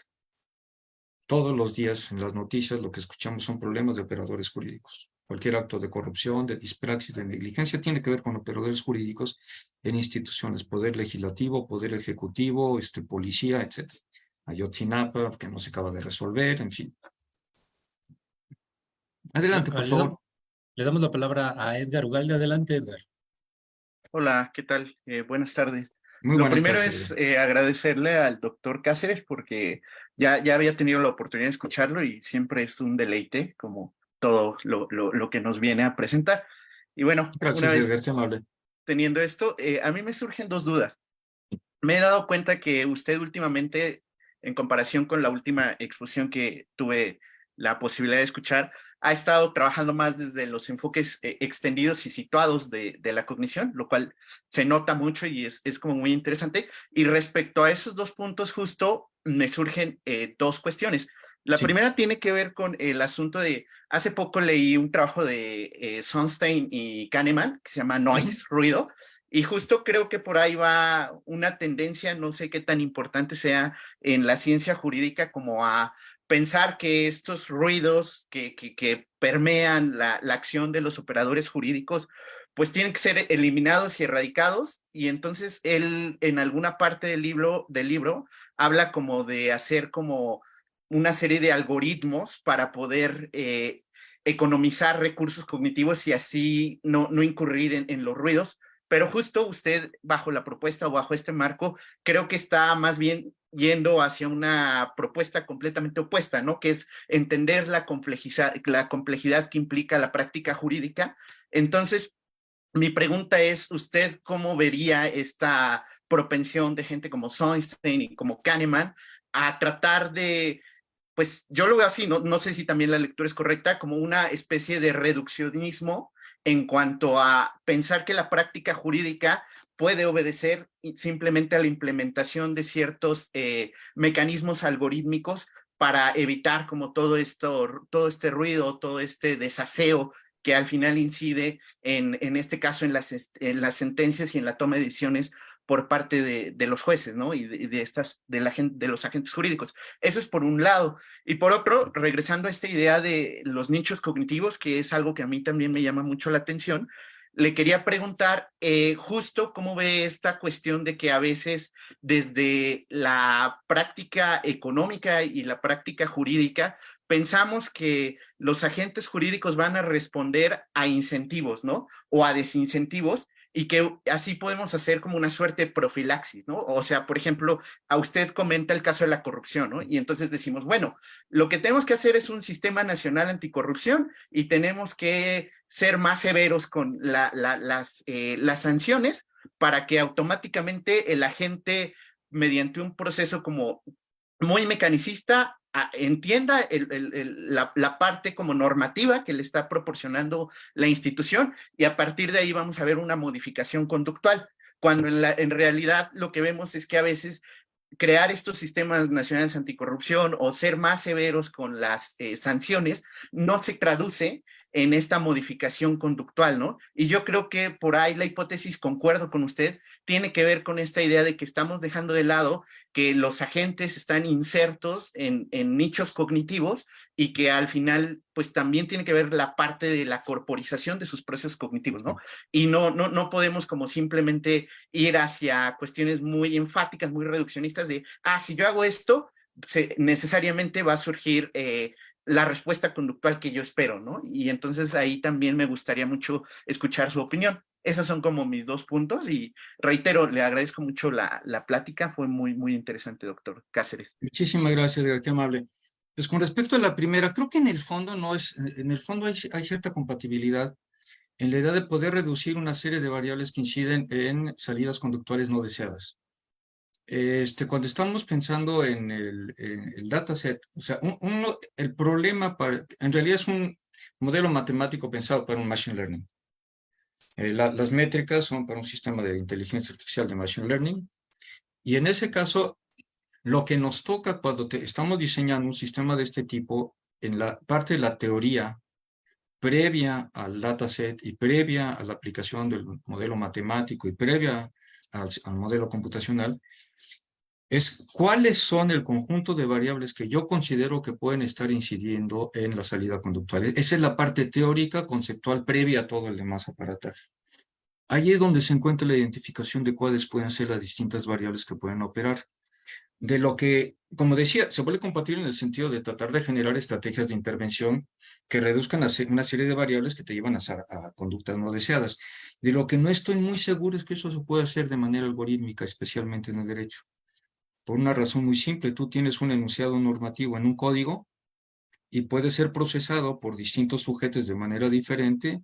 Primero, por procesamiento semántico, la determinación del espectro de vaguedad del término, la relación de asignación de notación de esa vaguedad con una proposición que afirma que algo ocurrió en el mundo, pero también puedes interpretar el mismo enunciado a través de interpretaciones distintas, extensiva, restrictiva, analógica, etc. Entonces, y puedes hacer conexiones entre normas diferentes y conexiones entre normas y jurisprudencia y definiciones doctrinales. Eso en realidad es altamente estocástico y determina la manera en la que tú asumes la relación entre esos modelos mentales jurídicos y lo que es el caso en el mundo. No veo nada sencillo reducir todos estos procesos cognitivos tan sofisticados a algoritmos. Creo que estamos de acuerdo en que es necesario buscar mecanismos de reducción, pero ya la pregunta es, ¿qué voy a reducir? ¿La parte emocional y hasta qué tanto? Me voy a volver más bien a hacer una reducción hacia un racionalismo y volvemos a querer privilegiar un positivismo. Voy a darle más peso a las consideraciones morales que puedan entonces derrotar en el caso de dilemas a las partes jurídicas. ¿Y eso cómo lo traduzco en algoritmos? Y antes de los algoritmos, previamente, ¿cuál es el tipo de teoría o modelo mental que voy a privilegiar y por qué? Porque esa es la que va a determinar todo lo demás. Con respecto a lo que comentas acerca del Sistema Nacional Anticorrupción, estoy totalmente de acuerdo contigo, sencillamente no sirve. ¿Qué es lo que ocurrió? Bueno, la Casa Blanca, que es lo que ocurre frecuentemente en México, vinculado con los presupuestos de los que hablé al principio, pues nos manejamos con la representación social de que si tienes un problema en la dinámica social, entonces haces una reforma legislativa, creas un Sistema Nacional Anticorrupción, y la arquitectura del sistema implicaba la coordinación entre las instituciones federales, estatales, municipales, anticorrupción. Ahora, quiero que recuerden ustedes, después de las burbujitas que les presenté, la interconexión entre todas las distintas instituciones. ¿Cómo vas a coordinar la vida cognitiva de sujetos que tienen culturas organizacionales distintas, asignaciones presupuestales diferentes, capacitaciones técnicas también distintas, estilos de corrupción diferentes? Porque todo eso además se vendía como una condición para poder sancionar a quienes cometieron actos de corrupción. El problema es que si la corrupción se encuentra en un orden implicado, no en el orden declarado del derecho, si en un orden implicado en el que todos ellos están interconectados de alguna manera, una red de intereses, pues entonces de nada te va a servir. ¿Qué es lo que pasaba, por ejemplo, con la estafa maestra? Que al final los gobernadores tenían controladas también a las auditorías. De tal suerte que en el momento en el que se llevara a cabo una auditoría, pues ellos dependían también del gobernador en el nombramiento. Si más allá del nombramiento externo, forman parte de una misma red social, de un mismo capital político. ¿Y qué es lo que pasaba con que si te estaban exigiendo que pudieras presentar las facturas o los comprobantes, que estabas ligado con factureras, que son las que te generaban las facturas falsas, que eran las que iba a su vez a analizar la contaduría, la auditoría mayor, y con eso te iban a exentar? Entonces, ¿de qué te sirve a ti pensar en mecanismos de sanción, de inhibición individual, si en realidad lo que tienes es una definición codependiente de conductas que quedan impunes a nivel de la red de agentes que cognitivamente hablando están sincronizados en esta dinámica? Desde luego que no. No podemos ya seguir pensando en que la sanción opera. Eso se puede vender en el discurso externo, pero ya para nosotros académicos es algo que tenemos que romper.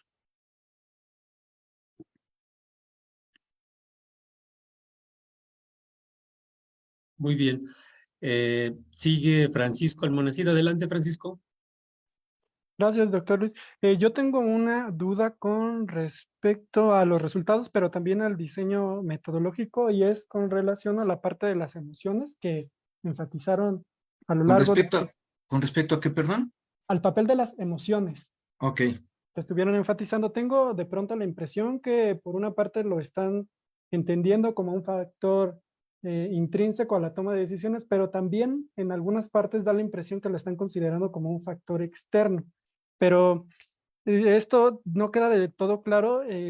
Hay como, bueno, para mí hay como una especie de confusión, sobre todo porque hay una parte también del diseño metodológico que están orientados a la captura simbólica a través de las fichas de licitación, de la parte de la toma de decisiones, pero también hacen captura física a través del análisis electroencefalográfico. Entonces, ¿cómo podemos contrastar esos dos distintos resultados, sobre todo orientado a la parte de las emociones? Y también, bueno, la parte de los antecedentes, y esto me vino a la mente después de que mencionó al doctor Stephen. Él, digamos, está muy ligado también, bueno, en México ahora lo conocemos como conductoma, pero digamos, ya es una tradición de tiempo, con cierto tiempo.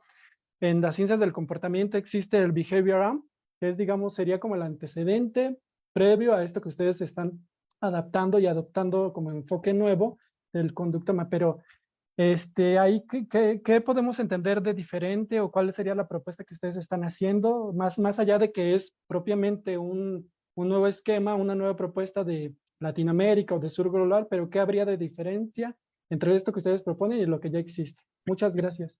Bien, al contrario, muchas gracias. Bueno, con respecto a el papel de las emociones, como dije, no pudimos bajar a nivel de estructuras subcorticales. El experimento, o sea, cuando vino la pandemia, se acabó la posibilidad de utilizar resonadores magnéticos, el riesgo de contagio, y además, pues, el uso restringido que tenían era básicamente para cuestiones clínicas. Por otra parte, de los resonadores existentes, pues tenemos básicamente el de Juriquilla, que se puede prestar a trabajo experimental, y ahí pues, tienen la botonería y todo necesario para esos experimentos, y hay otro en la UAM, me parece que es UAM Iztapalapa, pero todas esas se utilizaron también para investigación clínica de manera restringida. O sea, la gente que está enferma, pues primero utiliza el resonador que nosotros que queríamos experimentar esto, ¿no? Entonces no pudimos bajar a niveles subcorticales. ¿Qué es lo que pudimos hacer?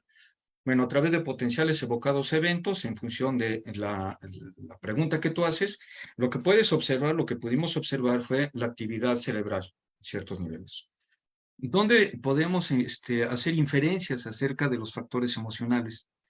Cuando de repente tú presentas una conducta dilemática, podrías haber esperado que la amplitud de la onda fuera más alta que en los casos en los que no había una conducta dilemática, por la razón de que supuestamente eso iba a implicar más esfuerzo cognitivo, más recursos cognitivos. Y eso no fue el caso. Lo que nos hizo suponer, o sea, la explicación que manejamos como una conjetura en ese sentido, es que cuando tú tienes un dilema que además es reforzado por el tipo de respuestas conductuales que tenemos, previamente tienes una activación de carácter no estrictamente racional a nivel del neocórtex, sino que tienes una respuesta de carácter básicamente emocional que corresponde a otro tipo de estructuras. Pero esto efectivamente es una inferencia, no pudimos probarlo a nivel de las estructuras correspondientes, a nivel de estructura límbica, etcétera, que es lo que esperamos poder hacer más adelante. De todas maneras, las declaraciones que ellos nos hacían cuando tomaban sus decisiones también estaban implicando respuestas de carácter emocional que surgían a través del mero análisis del discurso. Cuando el juez te dice, pero fíjese que yo desde hace 2 años tengo un hijo, ya hay un factor emocional que no podemos negar. Entonces, ahí está la presencia de cómo estuvieron involucradas las emociones. Con respecto a el behavioral, en algún momento, como comenté, la idea de tomar en cuenta todos estos distintos niveles que inciden en la conducta no es nueva. Yo refería el for recognition. Lo que es novedoso es la propuesta del modelo matemático o de la manera de poderlo trabajar matemáticamente como lo hace Christopher Stevens. Entonces, el conductoma, si pensamos en última instancia, se caracteriza por la posibilidad de levantar modelos matemáticos sobre la misma base teórica que se utiliza en for recognition y en behavioral analysis, etc. Básicamente eso es lo que te podría responder. Muy bien. Le damos la palabra a Alejandra Sumaya. Adelante, Alejandra.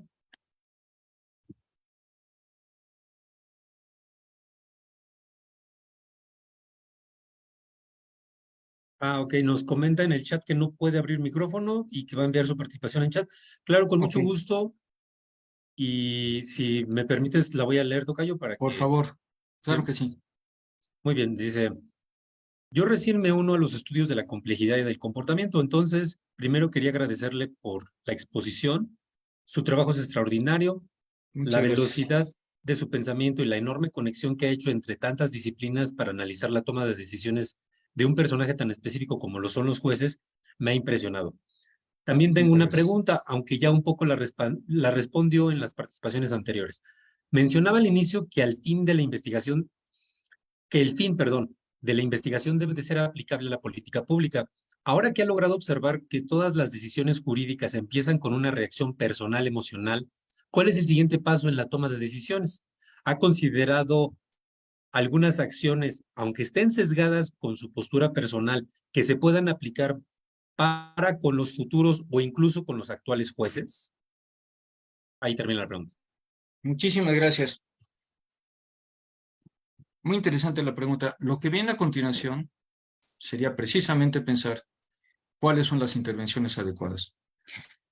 Antes de la sesión estaba platicando precisamente con mi tocayo lo que puede ser útil en términos de inteligencia artificial, lo que se conoce como tecnología de la persuasión, para que en un sistema que podría utilizar el mismo modelo de clasificación bayesiana, al estar identificando algunos de los comportamientos que pueden predecir una salida conductual derivada de un sesgo, pudiera haber una intervención por parte de inteligencia artificial que ayudara a contrarrestar el sesgo que puede ser predecido.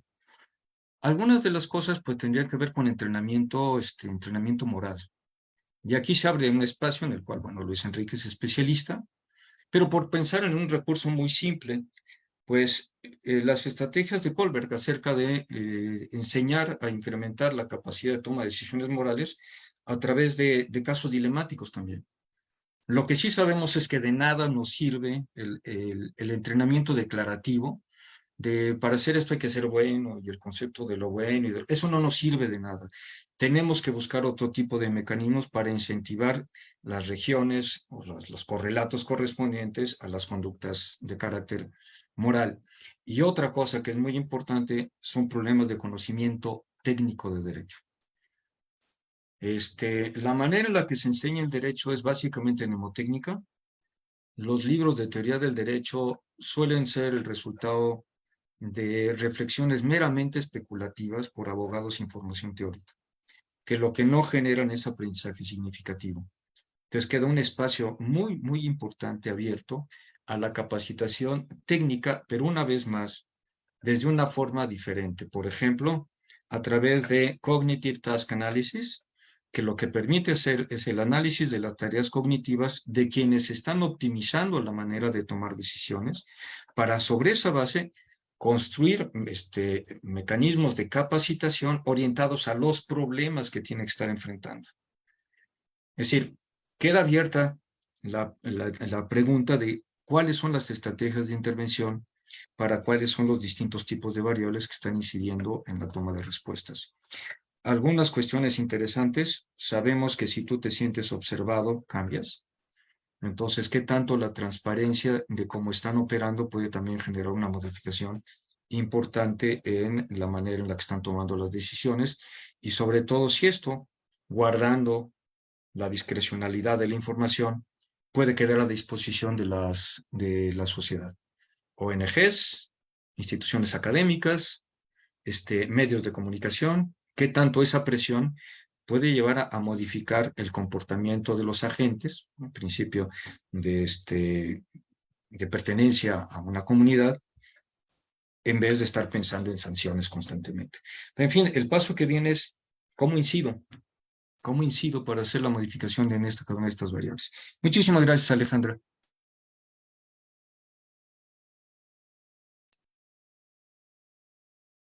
Muy bien. Y tenemos una pregunta más.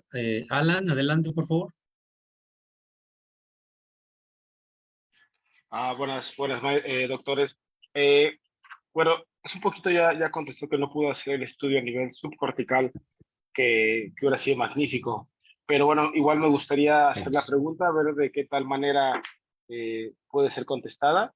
Y es más, ¿cómo se podría relacionar las diferentes áreas del cerebro que están encargadas de generar estas historias de cómo contamos las respuestas bueno, las preguntas que se le están haciendo? Y si hay una forma de evaluar en un sistema, por ejemplo, el de John Gitter, que es el de PAS, el de Personality Evaluation, y si hay alguna manera en la que se puede relacionar e influir con los aspectos conductuales de los jefes encargados de impartir la justicia. Ok, muchísimas gracias. Bueno, no sé de un estudio todavía que se haya encargado de hacer esta relación entre la conectividad del cerebro en el ámbito del derecho. Lo que sí puedo decir es que en una sesión que tuvimos hace algunos meses en el C3, pues cada uno de los que estábamos ahí hicimos una presentación rápidamente de nuestros proyectos y hubo un par de proyectos que me resultaron sumamente interesantes y me estoy buscando la vinculación con ellos.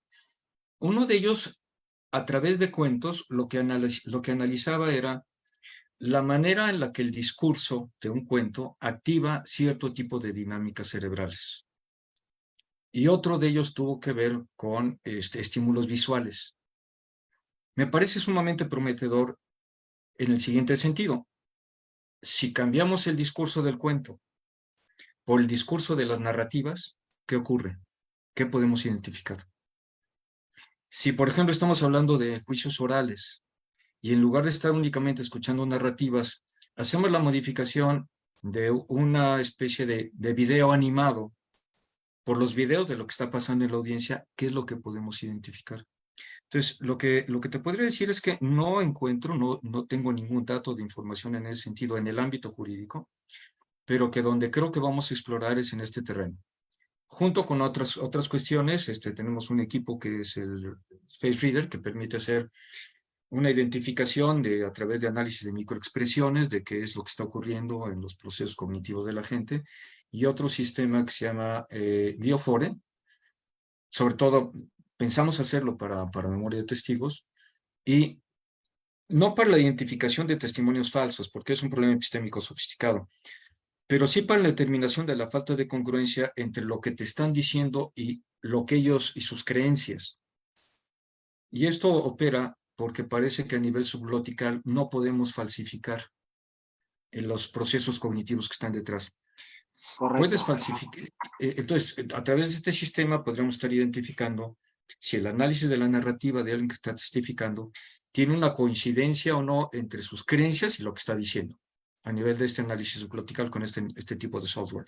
Ahí es a donde nos estamos moviendo en mi laboratorio de constructivismo jurídico y desde luego en esta combinación con los otros experimentos que se han hecho en el C3. Creo que para allá vamos. Oh, muchísimas gracias, doctor. Al contrario.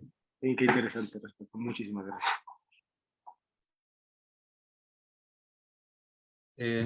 Bueno, no hay más preguntas, así que me voy a dar la, la palabra yo mismo. La verdad es que coincido con los comentarios que han hecho los participantes. Ha sido una presentación muy, muy rica, como siempre, tocayo.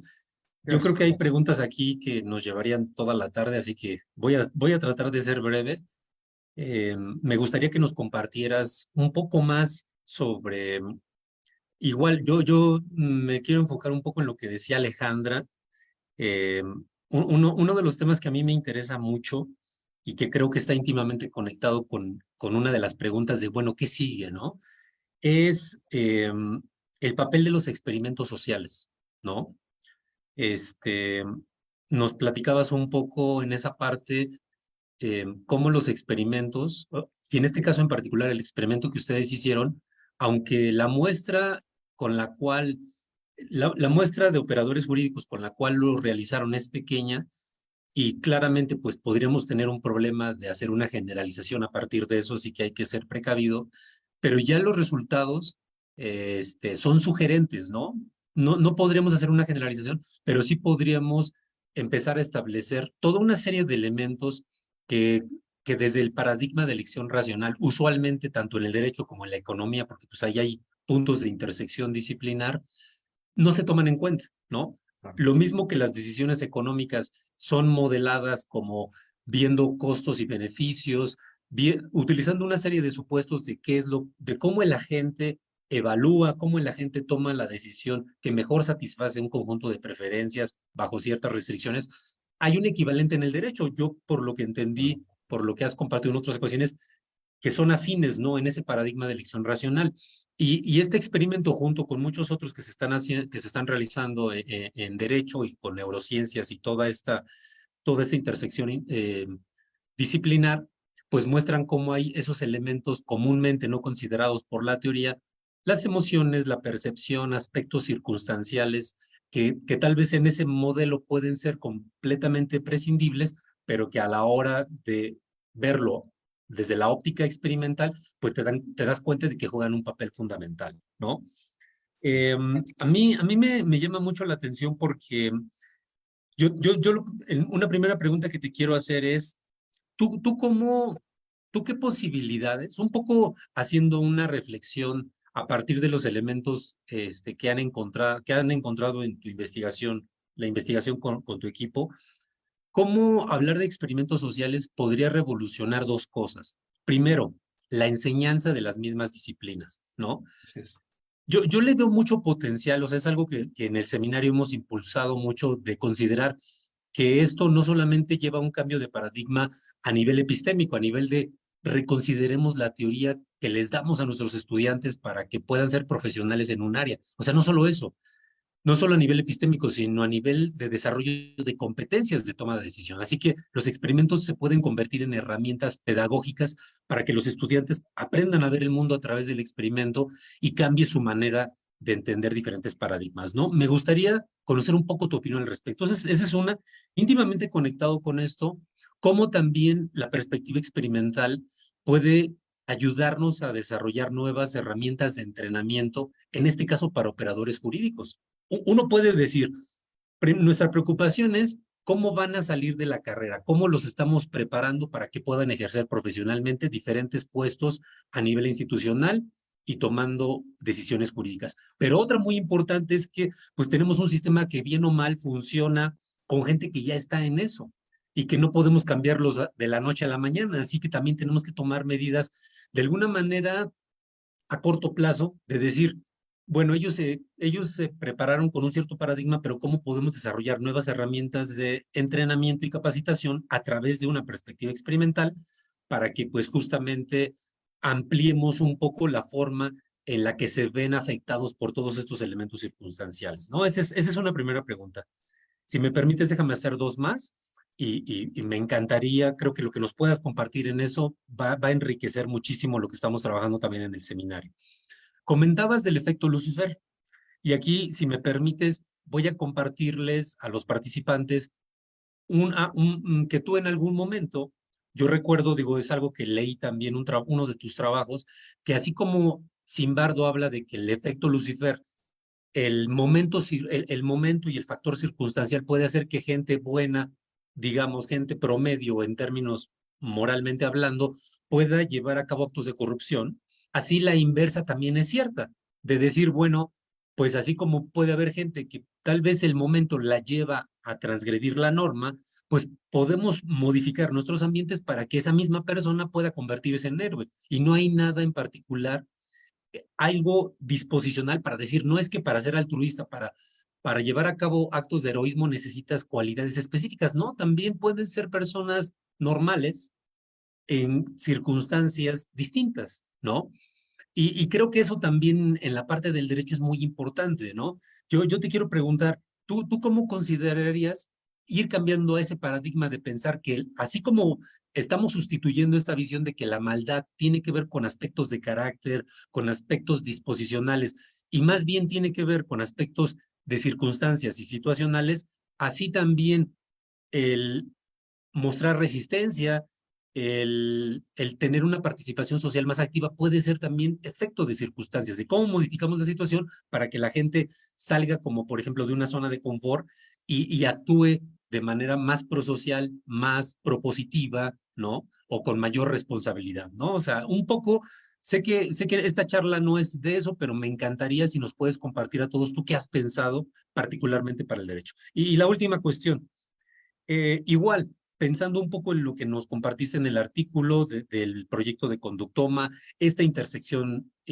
disciplinar, tratar de entender el comportamiento a un multinivel, ¿no? Porque yo entiendo que los sistemas complejos es la idea de que tenemos que reconocer que ontológicamente en el mundo no podemos aislar las causas, sino que todas están interactuando, pero que de alguna manera podemos tener una representación de esa dinámica, ¿no?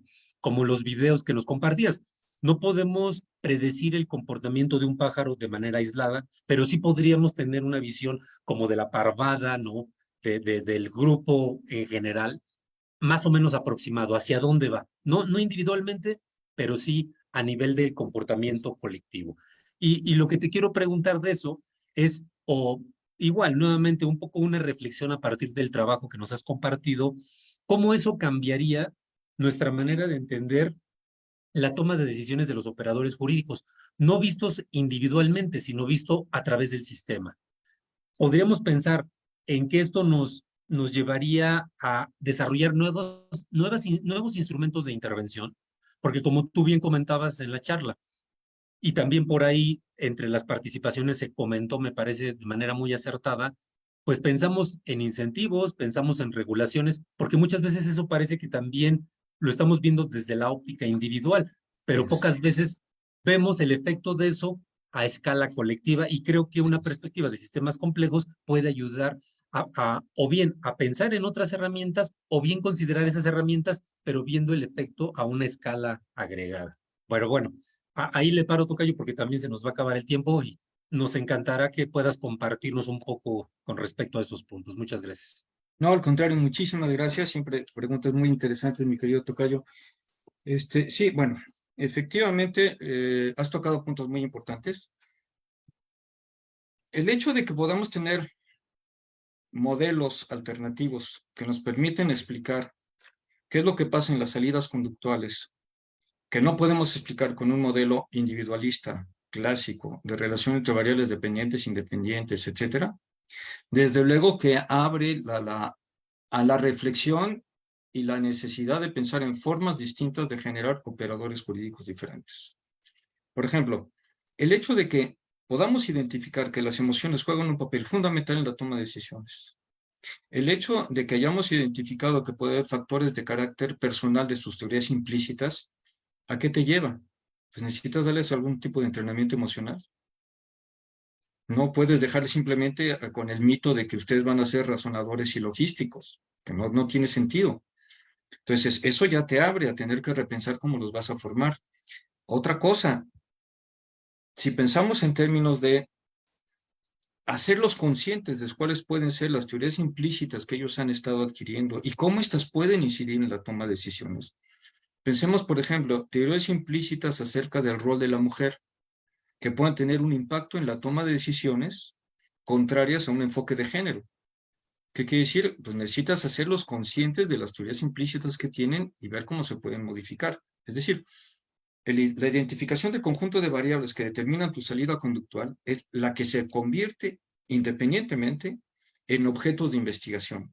Y desde luego esto requiere una investigación inter y transdisciplinaria, donde cada uno de los que van a participar, pues como si fueran una sinfonía donde van a escribir su partichela y la van a ejecutar en una idea coherente que debe hacer emerger la sinfonía que tú esperas, pues son quienes tendrían que desarrollar los instrumentos o ver cómo los medimos, etcétera, pero todo dentro de esta idea de una investigación con un objetivo coherente determinado. Creo que esto se ha centrado mucho en este fenómeno de a qué nos puede llevar esto en términos de cambios. Se conecta con lo que en algún momento llamaba yo el efecto San Jorge como contrario al efecto Lucifer. ¿Qué es lo que hace Zimbardo? En un sistema, tú tienes un sistema complejo que reacciona a cierto tipo de turbulencias y las modificaciones no son uno a uno. Un ejemplo puede ser nuestro sistema inmunológico. Cuando te ponen una vacuna, no estás considerando uno a uno de cada uno de los elementos del sistema inmunológico. Lo que induces es una turbulencia que lleva a cabo la activación de un proceso autoorganizativo del cual emerge la dinámica del sistema inmunológico, es la que esperaríamos tener. Algo a lo que le llamo yo control oblicuo. Desde luego que los cambios que esperaríamos tendrían que ser en términos de control oblicuo a nivel de cultura organizacional, no individual. Y nos está moviendo a otro universo de problematización, tanto teórica como metodológica. ¿Cómo construyo nichos cognitivos? O sea, tengo toda la estructura constitutiva del derecho, pero ¿cómo hago para inducir que ahí emerjan las dinámicas en esos nichos cognitivos, dentro de los cuales la definición codependiente que tiene lugar al interior de la cultura organizacional es algo que yo fomento? Lo cual implica ¿qué? Que no necesito conocimiento declarativo, sino que lo único que necesito es hacer emerger de manera espontánea y natural la manera en la que los operadores empiezan a interactuar y construyen una propia cultura. La cultura nos constriñe y no es una cultura inferencial. Entonces, ¿cómo induzco una dinámica de cultura organizacional que por el simple mecanismo de la definición codependiente que tiene lugar dentro de todo sistema complejo, lleve a que los agentes tengan un comportamiento que haga emerger el estado de cosas deseado? Y que además debo tener la posibilidad de monitorear a través de modelos. Eso es muy importante, estar modelando la dinámica de las instituciones. Y desde luego también esto nos lleva a la ruptura con nuestro estilo de hacer investigación en este momento, que es lo que hemos platicado muchas veces, basados en la cognición individual. Sabemos que la cognición corporizada obedece a mecanismos de interacción social sobre los cuales no tenemos control consciente. La cultura opera en otros niveles del inconsciente adaptativo, de sistematización de información en niveles no conscientes, y eso es lo que tenemos que estudiar. ¿Qué hacemos para inducir esas dinámicas que consideran sí la importancia de la conducta individual, pero está definida codependientemente por la interacción con otros agentes? Eso es lo que podría comentarte. No sé si respondí todas tus preguntas, si no, pues con todo gusto lo seguimos comentando, y sabes que me encanta platicar contigo de todas estas cosas. Sí, no, excelente, muchísimas gracias. Digo, yo creo que los temas y la línea de investigación que tienes da para tanto, que nos dejas como con muchas preguntas, rastrear, ¿no? Por dónde puede ir la evolución de todo este trabajo de investigación. Y creo que una de las cosas que al menos, no sé, coincidirán conmigo los demás, es cómo esto se puede convertir en prácticas concretas en el ámbito de la política, en el ámbito organizacional, que creo que es hacia donde todos queremos que apunte eso, ¿no? ¿Qué cambios concretos realmente nos permitirían, por ejemplo, atacar, si no resolver, por lo menos atacar problemas tan grandes como los temas que señalaste, entre ellos el de la corrupción sistémica, ¿no? Pero sí, no, excelente. Pues muchísimas gracias. Adelante, adelante. Nada más creo que me quedó me pareció muy interesante lo que comentaste acerca de la N. Sí, es cierto, es una N pequeña.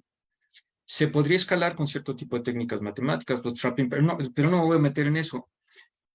Yo creo que lo que nos dejó exploratoriamente, el nivel exploratorio de esta investigación, es mostrar la posibilidad de una estrategia metodológica con base en un marco teórico y en un marco epistémico determinado.